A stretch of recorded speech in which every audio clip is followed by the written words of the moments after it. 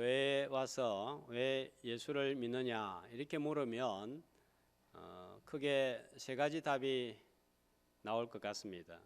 예수 믿어서 뭐 하려고 하느냐, 믿는 목적, 목표가 무엇이냐 물으면 처음 교회에 나오시는 분들이나 교회를 오랫동안 다녀도 많은 분들이 육신의 문제와 관련을 짓습니다. 어떤 사람들은 마음의 평안을 위해서, 또 어떤 분들은 마음 수양, 인격 수양을 위해서 믿음을 가지려고 합니다. 어떤 사람은 내가 약하니까 이 절대자의 힘을 의지해서 내가 안고 있는 큰 문제를 해결하거나 도움을 받고 소원을 성취하기 위해서 믿는다고 합니다. 지금보다 좀 잘 살고 복을 받고 싶은 마음으로 믿음을 가집니다. 지금보다 불행한 삶을 살기 위해서 교회로 오시는 분은 한 사람도 없습니다. 예수 믿고 경제적인 형편도 좀 나아지고 승진도 되고 자녀도 결혼도 잘하고 형통하기를 원합니다. 자, 이런 것을 원하지 않는 사람 아무도 없습니다. 많은 분들이 이런 이유로 믿거나 믿음 생활을 하고 있습니다. 다음은 영적인 문제와 관련이 되어 있습니다. 이렇게 살다가 죽으면 모든 것이 끝나버리고 마는가? 그러면 나는 어떻게 되는가? 이 사후에 다른 세계는 없는가? 천국과 지옥이 있다면 나는 어디에 이르게 될 것인가? 하는 그런 고민이 있습니다. 베드로전서 1장 9절은 이에 대하여서 이렇게 말씀하고 있습니다. 한 목소리로. 그것은 여러분의 믿음의 목적이 있기 때문입니다. 그 목적, 바로 여러분의 영혼이 구원을 받는다는 기쁨이 이미 여러분에게는 주어졌습니다. 자, 믿음의 목적이 뭐라고 그러죠? 영혼이 구원을 받는 거예요.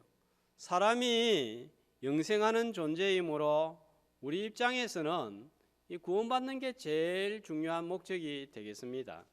자, 그러면 하나님 편에서 볼 때 우리에게 믿음을 주신 궁극적인 목적은 뭘까요? 단지 우리가 구원받는 것, 그것이 하나님의 목적일까요? 더 큰 목적이 있습니다. 그것은 하나님께 영광을 돌리는 거예요. 자, 소요리 문답 제1문에 보면 사람의 제일 되는 목적이 무엇입니까? 하고 답이 뭡니까? 사람의 제일 되는 목적은 하나님을 영화롭게 하며 그를 영원토록 즐거워하는 것입니다. 하나님을 영화롭게 하는 것입니다. 자, 나는 믿고 구원받고 육신의 복을 받아서 이 세상에서 좀 행복하게 편안하게 사는 거예요. 자, 이러한 것은 세상 사람들도, 교회 밖에 있는 세상 사람들, 불신자도 다 원하고 추구하는 바입니다. 성도는 다른 거예요. 하나님을 영화롭게 하는 사람들입니다.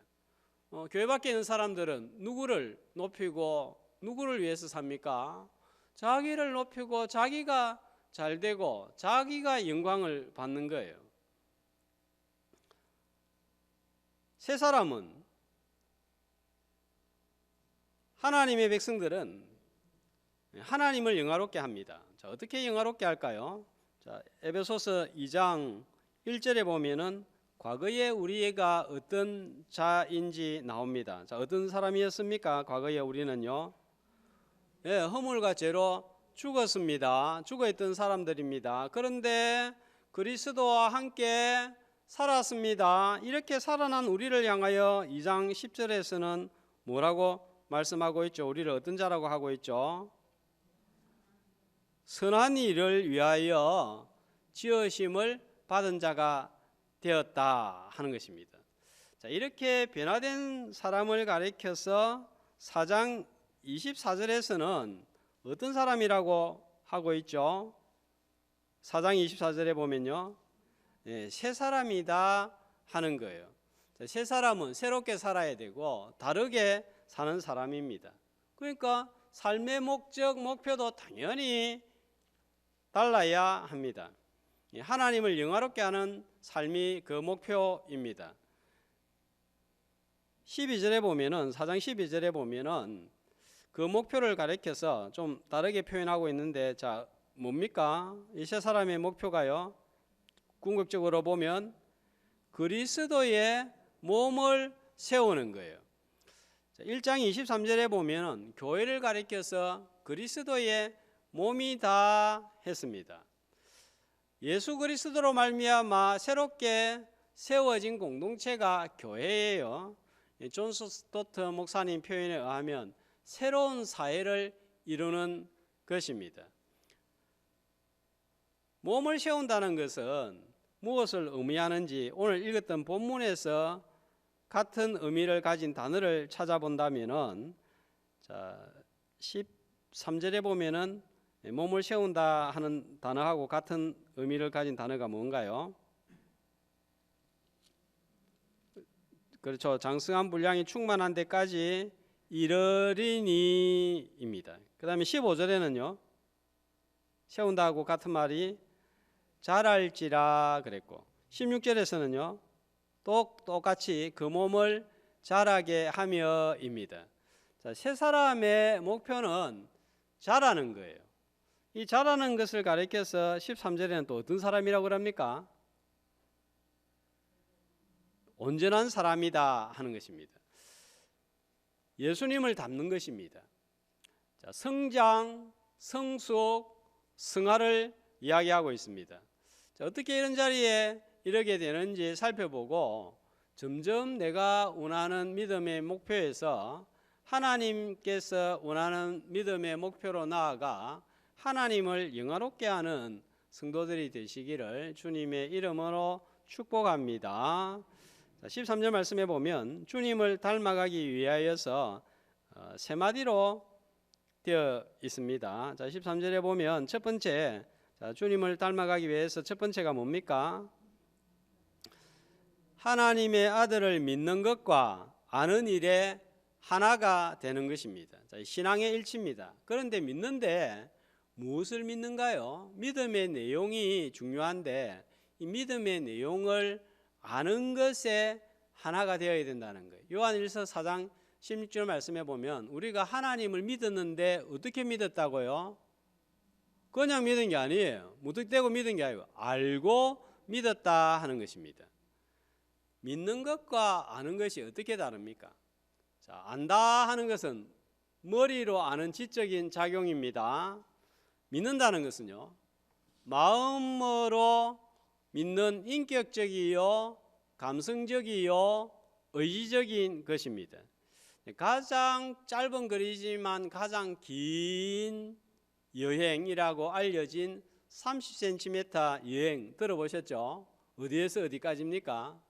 머리에서부터 가슴까지 30cm밖에 안 되는데 이게 제일 긴 여행이라고 합니다. 이유는 안다고 다 믿는 것이 아니고 믿는다고 다 아는 것이 아니기 때문입니다. 머리 따로 가슴이 따로일 때가 많습니다. 그래서 하나님께서 우리에게는 믿는 것과 아는 것에 하나가 되기 위해서 교회에 다 잣대를 주셨는데 바로 성경입니다. 그래서 성경을 뭐라고 한다 했죠? 캐논, 잣대라는 거예요. 그러니까 말씀의 잣대로 들이대서 맞으면 옳은 것이고 잣대가 틀리면 잘못된 거예요. 자, 하나님을 믿으면 말씀대로 믿어야 되고 말씀대로 살아야 됩니다. 우리가 다 다르지만 똑같이 믿고 똑같이 할 때 우리는 새 사람으로 성장할 수가 있습니다. 말씀이라는 잣대에 맞추어서 믿는 것과 아는 일에 하나가 되어서 성장하는 새 사람 되시기 소망합니다. 자, 성장하는 사람을 가리켜서 13절에서는 이렇게 어떤 사람이라고요? 온전한 사람이라고 했습니다. 자, 온전한 사람이란 죄가 없는 완벽한 사람을 의미하는 것이 아니라 성숙한 사람을 말합니다. 이어서 어린아이가 나오잖아요. 그죠? 이 어린아이와 대조한 장성한 성인, 성숙한 성인입니다.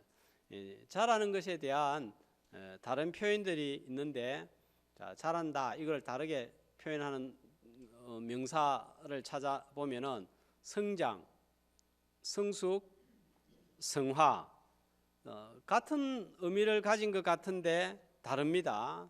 자, 공통점은 뭡니까? 성장, 성숙, 성화, 자라고 변한다는 거예요. 그러나 다른 점이 있습니다. 성장은 키가 자랍니다. 주로 외적인 것에 강조점이 있죠. 성숙은요, 주로 내면적인 성품이 자라고 성품이, 인격이 건강한 것을 염두에 두고 있습니다. 성화는요, 신앙이 자라고 변해서 사람이 달라지는 것을, 영적인 것을 두고 말합니다. 그러니까 성장과 성숙은 세상 사람들에게도 있습니다. 자기를 단련해서 건강한 육체를 가지고 내적인 수양을 통해서 인격이 갖추어진 건강한 마음, 삶의 성숙한 태도, 원만한 인간관계는 우리 교회 안에 있는 성도들보다 어쩌면 더 높은 수준을 유지하는 사람들도 불신자들에게 많이 있습니다. 그런데 성화는 어떠해요? 이건요, 절대로 불신자들이 이룰 수 없습니다. 자, 이 성장은 오직 그리스도인들에게만 있는 성장이요, 변화입니다. 왜 그럴까요? 이 성화는 내 스스로 절대 이룰 수 있는 것이 아니라 반드시 성령님의 도우심이 필요하기 때문입니다. 이 성령님이 누구에게 있습니까? 불신자들에게 없는 거예요. 성도인 우리 속에 있습니다. 여기서 온전하다 하는 것은 성화되어 가는 사람을 말하고, 13절에서 이렇게 성화되어 가면 마지막이 어디에 이르게 된단 말이에요? 그리스도의 장성한 분량에 이르게 됩니다. 예수님을 닮아 가는 것입니다. 내 마음이, 내 생각이, 내 인격이 예수님을 닮고 하는 일이 예수님을 닮아갑니다. 다른 말로 하면 작은 예수가 되는 거예요. 이것이 새 사람의 목표입니다. 새 사람은 예수 믿으면 됩니다. 그러나 새 사람다운 새 사람, 예수를 닮은 새 사람, 작은 예수, 온전한 사람은 시간이 오래 걸리는 거예요. 15절 말씀해 보니까 그에게까지 자라가라고 했습니다. 그런데 이 땅에서는 우리가 주님과 똑같이 될 수가 없는 거예요. 언제 주님과 하나가 됩니까? 천국에서 주님과 하나가 될 때 주님처럼 되는 거예요. 그런데 주님에게까지 자라가라고 하는 것은 이 땅에서 완성을 말하는 것이 아닙니다. 자, 2장 21절 말씀을 보시면은, 자, 성전을 짓는 사람들입니다. 우리는. 자, 그런데 서로 연결하여 주 안에서 성전이 어떻게 되었다고요? 지어졌다, 완성했답니까? 아니죠. 성전이 되어가고 22절에는요, 예수 안에서 함께 지어져 가느니라, 진행 행인 거예요. 자, 이것이 믿고 구원받은 새 사람의 목표입니다. 주님을 닮아가는 온전한 성도가 되기를 소망합니다. 자, 그러면 온전한 사람이란 어떤 사람인가요? 자, 14절에 보면은 먼저 부정적인 측면에서 살펴보겠습니다. 자, 누구같이 되지 아니한 자입니까? 어린아이가 아닌 거예요. 자, 어린아이의 특징이 나옵니다. 어떤 특징입니까? 사람의 속임수와 간사한 유혹에 잘 빠집니다. 분명히 성인인데 판단력이 흐리고 속아서 사기를 당하는 어른들이 가끔 있습니다. 자, 과거에 노인분들은 이거 먹으면은 몸이 좋아진다 하는 약장사의 말에 속아서 비싼 약을 덜컹 사오는 경우가 있었습니다. 나중에 알고 보면 속은 거예요. 또 안마기나 관절통, 허리 아플 때, 쑤실 때 사용하면 직통이다 하는 이야기를 듣고 비싼 기구를 사가지고 옵니다. 해보면 별로 효과가 없습니다. 역시 속은 것입니다. 약 좋다 하면 약 사고, 기계 좋다 하면 기계 사고, 이게 아이들 같다는 거예요. 자, 그런데 이런 속임과 유혹이 영적인 것에도 적용이 됩니다. 무조건 성경 내용을 이야기한다고 해서 잘 듣고 일반 교회에서 듣지 못하는 새로운 내용에 마음이 빼앗겨서 따라가는 사람들이 있습니다. 알고 보면 거의 다 이단입니다. 교회를 잘 다니고 있는데 자꾸 다른 교회를 가자고 하거나 다른 성경 공부나 모임을 소개하면 무조건 의심해야 됩니다. 불신자를 인도하는 것은 몰라도 우리 교회를 잘 다니고 있는데 다른 교회로 가자고 누군가 자꾸 이야기하면 그건 문제가 있는 거예요. 가자고 하는 교인도 이상하고 따라가는 교인도 문제가 있습니다. 영적인 분별력이 없기 때문입니다. 그 다음에 또 한 가지 어린아이의 특징이 나오는데 뭡니까? 사람의 속임수와 간사한 유혹에 빠지고 또요 하나는요 그냥 요동하는 거예요. 자, 여기서 요동한다는 것은 넓은 바다 위에서 파도나 강한 바람에 흔들흔들하는 배와 같은 모습입니다. 우리 성도들은 넓은 세상이라는 바다에 떠 있는 작은 배와 같은 거예요. 이 세상 풍조, 세상 사고, 이 세상 물결이 막 우리의 삶을 향하여서 불어옵니다. 그러면 하나님의 방식인지 이 세상 파도인지 세상 바람인지 구분을 못해서 이 세상이 좋다고 하면 그 유행 따라 가는 거예요. 우리한테 제일 필요하고 바라고 원하는 게 뭐죠? 돈이죠. 뭐 우리가 하나님 이야기하고 신앙 이야기하지만 제일 중요하게 여기는 그 가운데 하나가 이 돈이에요. 그래서 어떤 사람들은 매주 복권을 삽니다. 여기에 목을 맵니다. 복권만 당첨되면 내 인생 끝난다 이렇게 생각하고 복권을 사는데 진짜 당첨이 돼가지고 인생이 그야말로 완전히 끝장이 난 사람들 많습니다. 뉴스를 통해서 우리가 봅니다. 주어진 일에 성실하지 않고 일확천금을 꿈꾸는 사람들, 세상 교훈, 세상 풍조죠. 자, 억울한 일을 우리가 많이 당합니다. 이 문제를 해결하려고 할 때 힘으로 해결을 하려고 하고 속임수로 해결을 하려고 하고 맞대응을 하려고 합니다. 그런데 예수 믿는 사람들은 이런 방식으로 대응하면 꼭 당하게 되는 것 같아요. 이 세상 방식을 우리도 모르게 취하는 것입니다. 요즘 젊은 사람들은 외모 가꾸는 일에 굉장히 열심이고 에너지와 돈을 투자합니다. 외모는 가꾸고 꾸며야 됩니다. 우리 성도들은 잘 가꾸고 꾸미기를 원하는데 그러나 어느 정도껏 해야 됩니다. 성도는 외모를 가꾸는 것만큼 마음, 내면을 가꾸는 사람들입니다. 내면을 가꾸고 영적 성장을 위하여서는 얼마나 자신의 에너지와 시간을 투자하고 있느냐 하는 거예요. 보이는 것만 아니라 내면과 영적인 성장을 꾀하는 자리로 나아가시기를 주님의 이름으로 축복합니다.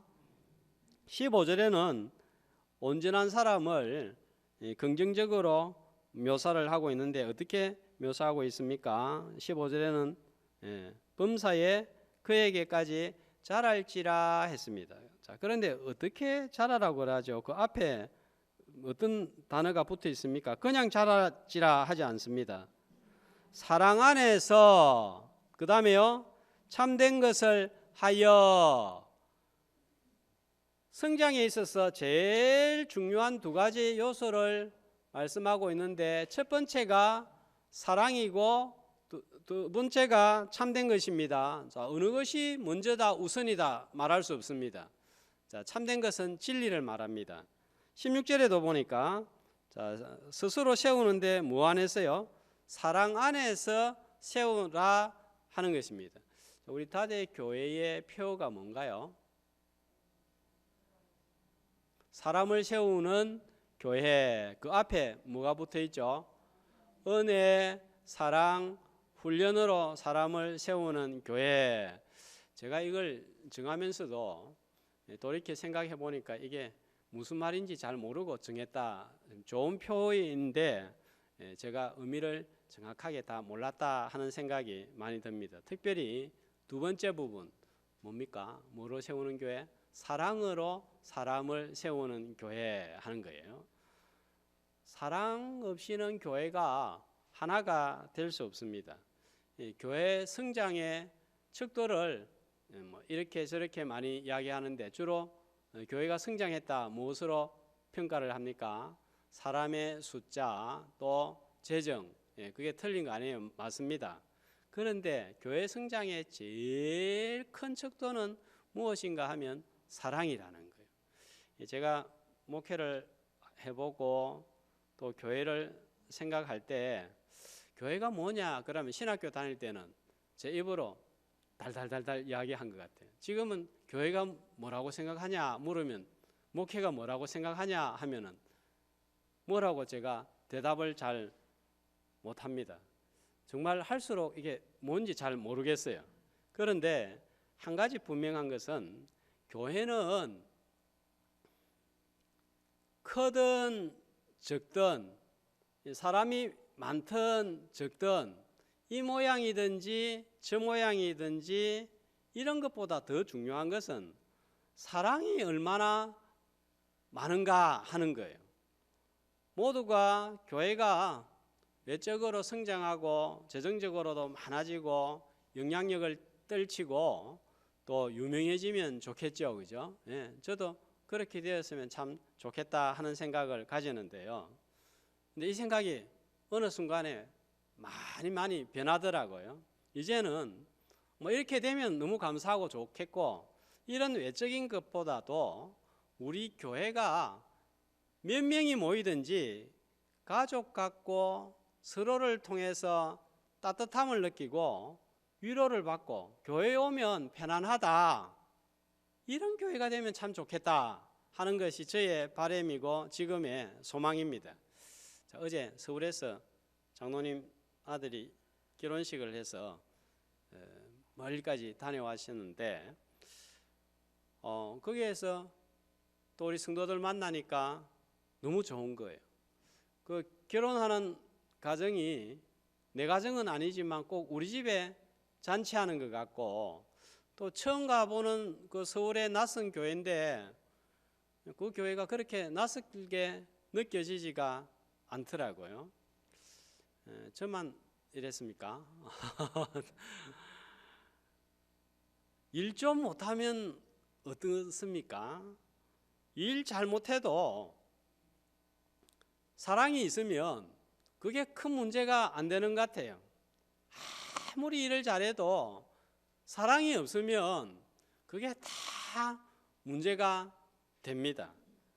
교회를 직장같이 일하는 곳으로 만들지 말아야 되겠다 생각이 들고 사랑하는 가정, 사랑하는 가족 같은 그런 교회가 되기를 축복합니다. 교회 설립 100년 연수가 아니라 100년이 지났다면 100년만큼 사랑이 있는 교회, 또 다가올 100년은 200년만큼의 사랑이 있는 교회, 이런 교회가 되면 좋겠다 하는 생각이 듭니다. 자, 그래서 100주년 행사를 어떻게 할 것인가 이렇게 저렇게 고민하는 중에 장로님 가운데 한 분이 희년제도에 대하여 말씀을 하셨습니다. 자, 다음에 기회가 되면 이제 희년에 대해서 한번 말씀을 전하도록 하겠습니다. 구약에 보면 희년제도가 나옵니다.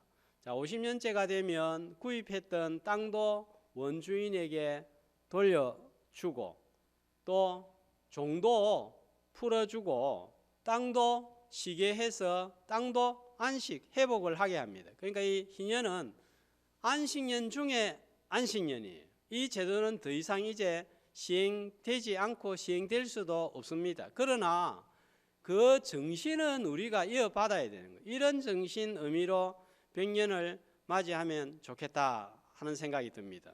너무 좋은 생각이다 싶었습니다. 100년이면 몇 번째 희년을 맞이하는 거예요? 그러면 50년 만에 한 번씩 오니까 어렵습니까? 두 번째 맞이하는 희년이 되겠죠. 이 100년을 맞이하면서 무슨 대단한 행사, 대단한 일을 하는 것이 아니라 교회가 회복이 되고 치료가 되고 따뜻함이 있고 서로를 수용할 수 있고 하나됨을 꿈꾸는 그런 큰 그림으로 나아가면 좋겠다는 거예요. 자, 이런 모든 것의 바탕이 되는 게 뭡니까? 사랑이다 하는 거예요. 그래서 이 사랑의 바탕 위에서 품고 따뜻함을 느끼고 치료되고 하나 되는 그런 역사를 가진 교회가 되시기를 주님의 이름으로 축복합니다. 자, 그런데 이 사랑만 가지고 자라라고 하지 않습니다. 또 뭐가 있다고요? 사랑 안에서, 자, 이 사랑 안에서 참된 것, 자, 진리가 필요합니다. 말씀입니다. 진리는 이단의 속임수와 간사한 유혹을 막아내고 복음을 보수하는 능력입니다. 특별히 진리인 말씀을 아주 효과적으로 잘 정리해서 성도들이 잘 익혀서 속지 않고 유혹에 빠지지 않고 흔들리지 않도록 우리 신앙의 선배들이 우리 손에 들려주신 것이 있는데 그것이 무엇인가 하면 교리입니다. 교리는 성경의 심오하고 어려운 내용들을 아주 요약적으로 잘 정리해서 거짓에 대항하는 아주 효과적이고 좋은 무기입니다. 그러니까 이 교리 교육이 중요합니다. 그래서 저도 오후 예배에 교리를 가르치려고 지금 교과 과정 가운데 준비하고 있습니다. 그런데 이 교리를 너무 강조하고 주장하다 보면 생기는 문제가 있습니다. 이것은 저의 완전히 개인적인 선입견인데요. 신유의 은사나 하나님과 직접 소통을 강조하는 분들 가운데 성품과 인격이 부드럽고 온화한 분들을 거의 제가 만나보지 못했습니다. 또 다른 한 부류의 선입견은 교리를 강조하는 분들을 보면 되게 비판을 잘하고 정죄를 하는 것을 자주 본 것 같습니다. 고집이 세고 자기 주장이 굉장히 강한 분들입니다. 교리가 잣대가 되어서 교회에서 성도들이 하는 말이나 행사나 진행하는 것들이 교리하고 어긋나다 싶으면 그건 잘못됐다, 아니다, 틀렸다 이렇게 나오면서 논쟁이 시작됩니다. 자, 그러면 상대방은 자신도 모르게 주눅이 들고 내가 잘못 믿고 있나? 내 신앙은 뭐야? 마음이 상하고 실족하게 되는 경우가 종종 발생합니다. 자, 그렇게 몰아붙인 사람은 자기는 비난하지 않았다 그러고 정죄하지 않았다고 합니다. 바른 말을 했고 옳은 말을 했다고 합니다. 그런데 여러분 바른 말, 옳은 말이 사람 잡는 거 아시죠? 그죠? 네. 나는 틀린 말 안 한다. 나는 바른 말만 한다. 그 사람들이 참 무서운 거예요. 자, 이러면 교회가, 공동체가, 청년부가 냉랭해지고 마는 거예요. 에베소 교회가 이런 교회였습니다. 에베소의 그 서론을 하면서 좀 살펴보았는데 에베소 도시는 당시에 동양의 로마라 불릴 정도로 큰 도시였던 것만큼 온갖 신들이 다 들어와 있었고 특별히 철학이 발달해서 학문이 발달해서 성경의 진리를 위협하는 요소들이 많았습니다. 그러니까 이런 도시에 위치해 있는 에베소 교회는 어디에다가 에너지를 쏟아부을 수밖에 없어요. 진리를 수호하기 위해서 진리를 지키기 위한 일에 시간과 에너지와 마음을 쏟아부을 수밖에 없습니다. 그건 틀렸다 아니다 하면서 진리 사수에 에너지를 쏟아부었습니다. 자, 이렇게 되니까 교회가 어떻게 되었을까요?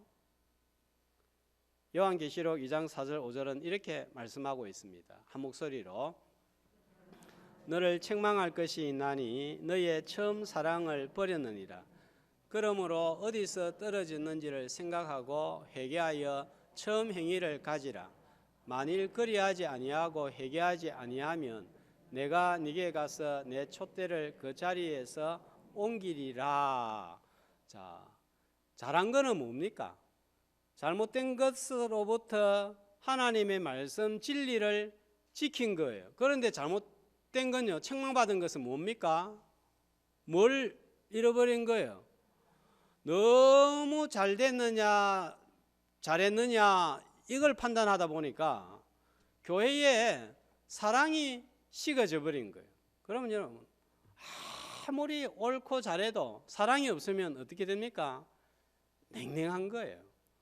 조금 다르게 심하게 말해서 뭐가 좀 틀려도 사랑이 있으면 어떻게 됩니까? 그게 문제가 안 되는 거예요. 앞에서 목사님이 좋습니까? 싫습니까? 네, 앞에서는 대답이 자신이 없네요. 네. 앞에서 목사님이 좋으면 그냥 별말 아니라도 그게 은혜가 확 되는 거예요. 그런데 말은 바르고 가르치는 것도 잘하고 분명히 다른 교회에서보다 훨씬 더 말씀이 풍성하게 전해지는 것 같은데 목사님이 마음에 안 들고 목사님 얼굴이 맨날 딱딱하고 사랑합시다 그러면은 뭘 하겠어요? 앉아서 어떤 마음이 들겠어요? 니나 잘하세요. 그러면 말씀이 튕겨 나가는 거예요. 천사가 말을 해도 이게 튕겨 나가는 거예요. 그래서 이 진리가 잘 전달되고 잘 말씀이 마음에 새겨져 자라게 되잖아요. 이 마음밭을 부드럽게 하고 이게 자라게 하기 위해서 필요한 게 뭐냐면 사랑이다 하는 것입니다. 반면에 좋은 게 좋다 하면서 전부 다 이래도 흥 저래도 흥 오냐 하면 어떻게 되겠습니까? 교회가 질서가 없어지고 혼합주의가 되어버리고 맙니다. 이 두 가지가 균형을 이룰 때 건강하게 온전하게 자라게 되는 거예요. 그런데 이 두 가지를 다 균형을 가진다는 것이 참으로 어렵습니다. 예수님은 요한복음 1장 18절에 보니까 어떤 분이셨습니까? 뭐가 충만한 분이셨습니까? 은혜와 진리가 충만하신 분이셨습니다. 십자가는 어떤 나무입니까? 사랑과 진리가 완벽하게 만나서 구원을 이룬 나무입니다. 사랑과 진리가 조화를 이루어서 주님 닮아가는 성도들 되시기를 주님의 이름으로 축복합니다. 자, 그러면 어떻게 하면 어린아이가 되지 아니하고 사랑 안에서 참된 것으로 온전해져서 주님 닮은 자로 성장할 수가 있겠습니까? 16절에 답이 나옵니다. 자, 어떻게 우리가 연결되고 결합되어서 성장하고 세워질 수 있습니까? 자, 어떻게 해요? 필요한 게 뭡니까? 도움을 받아야 되는 거예요. 그런데 누구로부터 도움을 받습니까? 누구에게서 도움을 받아요? 그에게서. 그가 누굽니까? 바로 앞에 나와 있죠. 그리스도. 자, 그런데 그리스도를 어디에다가 비유하고 있습니까? 머리다 하는 거예요. 자, 우리의 손과 발이 내 머리에 통제를 받아야 제 기능을 발휘합니다. 그죠? 그런데 뇌의 통제 또 뇌의 지시를 받지 않으면 손과 발이 장애를 앓게 됩니다. 힘을 공급받아야 되는데 무엇을 통하여서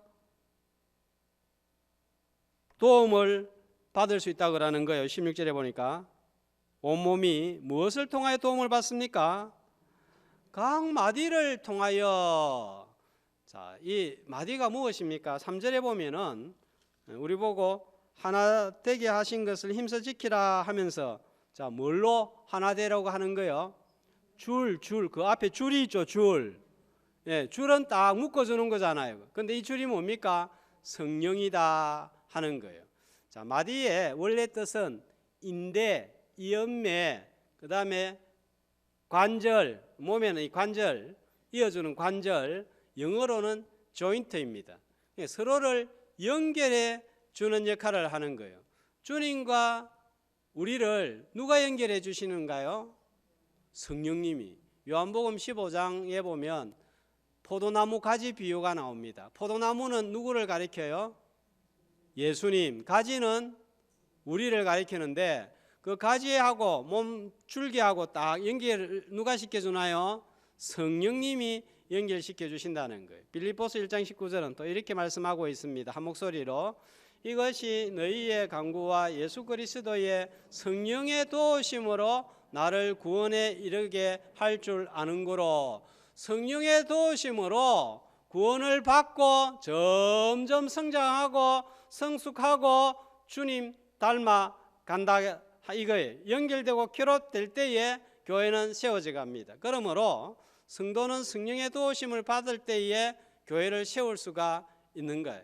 자, 성령님은 그러면 우리를 어떻게 도우실까요? 16절 말씀을 보겠습니다. 성령님의 도움을 받아서 연결되고 결합되면 자, 어떻게 성령님이 역사하시죠?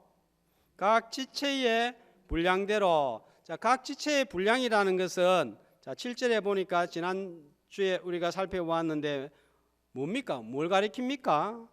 선물의 분량대로 은혜를 주셨다 했는데 이 은혜가 무슨 은혜라고요? 은사라고 했죠. 내가 받은 은사를 교회에서 사용할 때 주님의 몸이 자랍니다. 그럴 때 성도는 어떤 역할을 하게 됩니까? 마디 역할을 하고 성령님과 같은 역할을 하게 되는 거예요. 야, 이게 놀라운 거예요. 우리가 성령님과 같은 역할을, 마디 같은 역할을 할 수 있는데 내가 하나님으로부터 받은 은사를 교회를 위해서 사용할 때 바로 그런 역할을 한다는 거예요. 아픈 사람, 상처받은 사람, 마음이 무너진 사람, 약해진 사람, 주일학교 한 아이, 또 찬양대, 찬양팀, 이 모두가 연결되어서 하나가 되려고 하면 내가 받은 은사를 사용할 때입니다. 그때 내가 성령님과 같이 마디의 역할을 하게 되는 거예요. 이게 참 신비하지 않습니까? 우리 성도 가운데 마디 같은 역할을 하는 분들이 참 많이 계시죠. 목회자와 성도와 성도 간에 어려울 때가 있습니다. 그럴 때 마디 역할을 잘 해주어서 다시 이어주고 연결해주고 그러면서 다시 하나가 되게 해줄 때 이 교회와 성도가 잠시 흔들리지만 다시 자리를 잡고 교회를 세우는 거예요. 자, 그 마디 역할을 하는 한 사람이 우리 오늘 예배에 참석한 모든 성도가 되시기를 축복합니다. 하나님은 우리에게 육신적인 복을 주시고 구원을 얻게 하는 것이 최종적인 새 사람의 목표가 아닙니다. 어린아이가 되지 아니하고 믿고 아는 일에 하나가 되어 온전한 사람이 되어 주님 닮아 주님의 몸인 교회를 세워 하나님께 영광 돌리는 것이 새 사람의 목표입니다. 오늘은 대림절 일주가 되겠습니다. 승육하신 주님 바라보면서 이 목표, 이 표대를 향하여 달려가는 저와 여러분 되시기를 주님의 이름으로 축복합니다.